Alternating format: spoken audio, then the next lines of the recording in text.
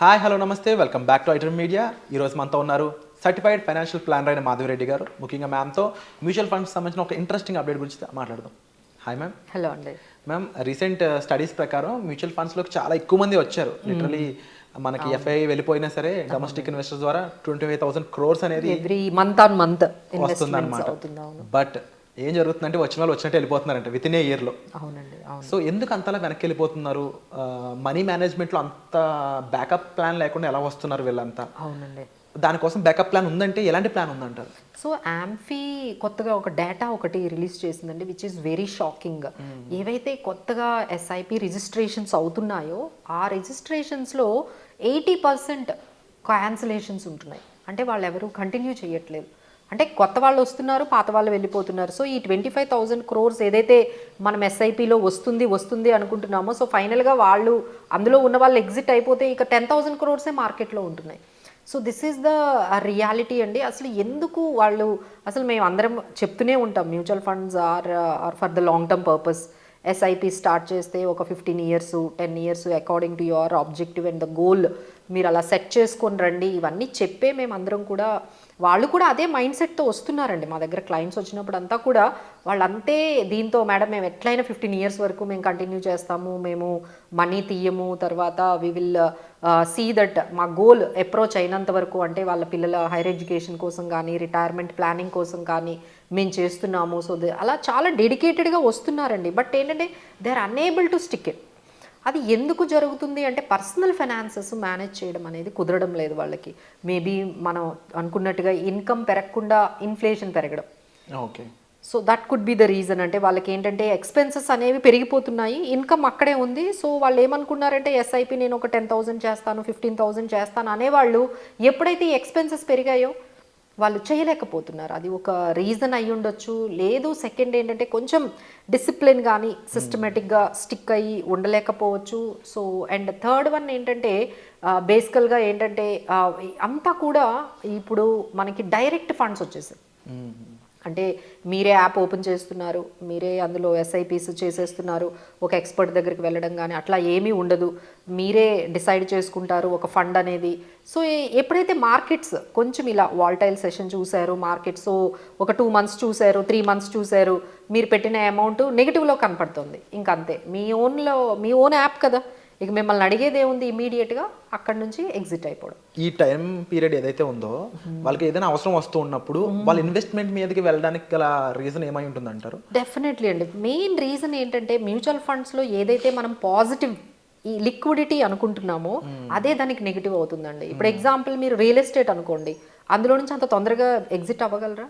లేదు, కష్టం. ఎందుకంటే అమ్మో ఇప్పుడు నేను అమ్మితే నాకు అంత రేట్ రావట్లేదు, మొన్నంతా కూడా 10 lakhs చెప్తున్నారు, ఇప్పుడేమో అది 8 lakhs అంటున్నారు అనగానే మీరు ఏం చేస్తారంటే you don't exit.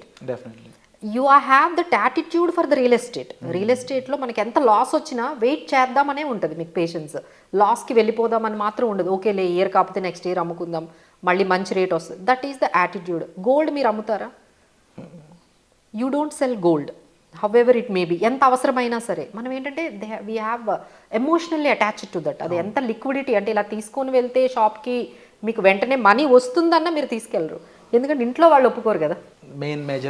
Main reason ఏంటంటే ఇంట్లో వాళ్ళు మీకు గోల్డ్ ఇవ్వరు, వాళ్ళ గోల్డ్ తీసి మీకు అవసరాలకైనా సరే ఇవ్వరు అనమాట. సో అది ఒక మీకు అక్కడ అవుతుంది. అలానే ఎల్ఐసి పాలసీస్ కానీ లేకపోతే ఏమైనా ఇన్సూరెన్స్ పాలసీస్ ఉన్నాయి, అవి వాటిలో నుంచి మనం బయటకు వచ్చేయగలమా? Is there any liquidity?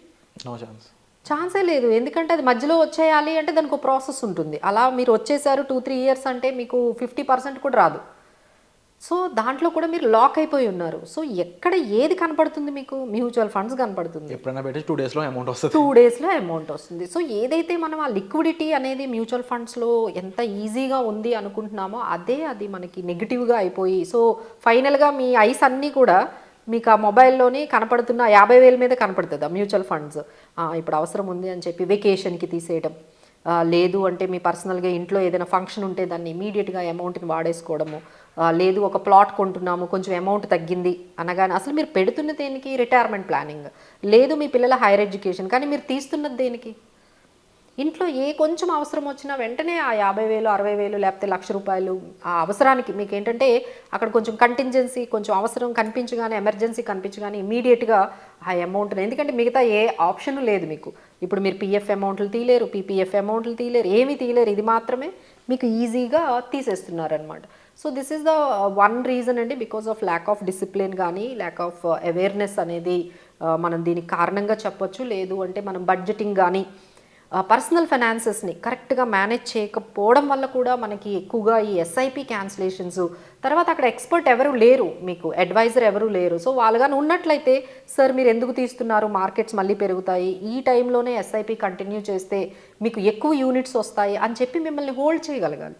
If you have an expert, if you have an advisor, if you have a planner with you, వాళ్ళు ఎప్పుడైతే మీరు రిడీమ్ చేస్తున్నారో మీకు తెలిసిపోతుంది. అంటే మాకు తెలుస్తుంది, మా క్లయింట్స్ ఎవరు రిడమ్షన్ చేసినా మాకు తెలిసిపోతుంది. వెంటనే మేము వాళ్ళకి చెప్తామన్నమాట, sir why you are applying for the redemption, మీరు ఎందుకు చేశారు, ఆగండి.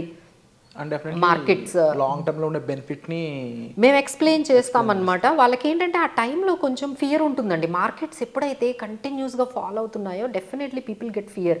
అరే ఇప్పుడు ఎందుకులే, తర్వాత మళ్ళీ స్టార్ట్ చేద్దాము, మార్కెట్స్ ఇప్పుడు అంతా నెగిటివ్లో ఉన్నాయి, మళ్ళీ తర్వాత మార్కెట్స్ పాజిటివ్లోకి వచ్చిన తర్వాత మళ్ళీ వద్దాము అనే అలాంటి మెంటాలిటీతోని వెళ్ళిపోతూ ఉంటారండి. మరి అలా తీసుకున్నా నష్టమే వస్తుంది నెగిటివ్లో ఉన్నప్పుడు తీసిన వాళ్ళకి. ఆ టైంలో ఒక అమౌంట్ కానీ ఒక సిచ్యువేషన్ కానీ నీడెడ్ ఉందనుకో, అవును, అలాంటి టైంలో వర్స్ట్ కేస్ సినారియోలో ఏం చేయొచ్చు అంటారు? డెఫినెట్లీ అండి, there is a very good option we're coming with and very good solution. దాన్నే మనం ఏమంటామంటే లోన్ అగేనెస్ట్ మ్యూచువల్ ఫండ్స్ అనేవి ఇప్పుడు మార్కెట్లో చాలా ఈజీగా అవైలబుల్గా ఉన్నాయండి. మీకు ఒక 50,000 కావాలి అనుకుంటే మీ దగ్గర ఒక 5 లక్షలు ఉన్నాయంటే దాని మీద 50% లోను, అంటే 2,50,000 వరకు 2 lakhs వరకు మీకు మీకు ఎంతైతే పోర్ట్ఫోలియో ఉందో దానికి 50%, 40 to 50% మీకు లోన్ అయితే అవైలబుల్గా ఉంటుంది. ఒక్క 1 అవర్లోనో లేకపోతే ఒక 1 డేలో 1 hour to 1 hour 1 డేలో మీకు మొత్తం ప్రాసెస్ అంతా ఆన్లైన్లో జరిగిపోతుంది.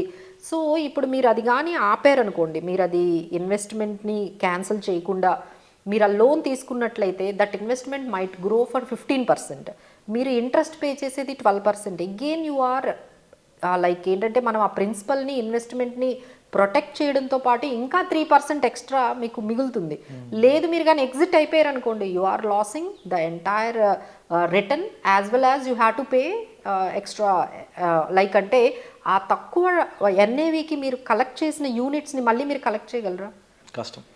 యూ కెనాట్ టైంని తీసుకురాలేము. ఎందుకంటే మీరు 2 years నుంచి ఇన్వెస్ట్ చేస్తున్నారు. చాలా అంటే కోవిడ్ టైం నుంచి మీరు ఇన్వెస్ట్ చేస్తున్నారు, ఎన్నో యూనిట్స్ని మీరు దాన్ని అక్యుములేట్ చేశారు. ఇప్పుడు అవన్నీ తీసేస్తే now you cannot by at that now కదా, మీరు మళ్ళీ ఇప్పుడు బై చేయగలరా? విధానాన్ని మార్చాలంటారు. అంతేనండి. మీకు డెఫినెట్లీ ఐ కెన్ అండర్స్టాండ్, ఇంట్లో ఏదైనా ఎమర్జెన్సీస్ రిక్వైర్మెంట్ ఉంటాయి, మీరు ఇమీడియట్గా రిడెంప్షన్ అనే చాయిస్కి వెళ్లకుండా ఒక్కసారి ఈ ఆప్షన్ ఉందని ఆలోచించండి. మీకు ఆ లోన్కి ఎగెనెస్ట్ మ్యూచువల్ ఫండ్స్ అనే ఆప్షన్ ఉంది, మీ దగ్గర కూడా అవైలబుల్గా ఉంది.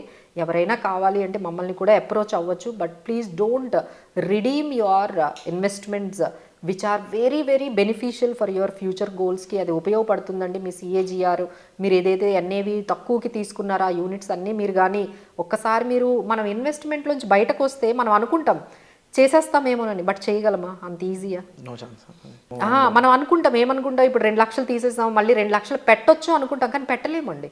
ఎందుకంటే things are now out of the hands అయిపోతాయి. మనం మళ్ళీ అంత వెల్త్ క్రియేట్ చేయడం మీ వల్ల అవ్వదండి. So what ever it is మీరు ఇన్వెస్ట్ చేసింది అయితే మీరు ప్రొటెక్ట్ చేసుకోవడానికే చూడండి, కంటిన్యూ చేయండి. అవసరాలు ఉంటే లోన్ అగేనెస్ట్ మ్యూచువల్ ఫండ్స్కి వెళ్ళండి, విచ్ ఈజ్ వెరీ మచ్ డిజిటల్గానే అయిపోతుంది. మీరు ఏ ఆఫీసులకి వెళ్ళక్కర్లేదు, డైరెక్ట్గా మీ అకౌంట్లోకే ట్రాన్స్ఫర్ అయిపోతుంది. Everything can be done in digital way. So see this option. So ఈ ఆప్షన్పై మీకు మరింత ఇన్ఫర్మేషన్ కావాలి, ప్రొసీజర్ మీద డీటెయిల్ ఎక్స్ప్లెనేషన్ కావాలనుకున్నట్లయితే డిస్ప్లే అవుతున్న నెంబర్స్ కాల్ చేసి పూర్తి వివరాలు తెలుసుకోవచ్చు. Thank you so much for information. Thank you.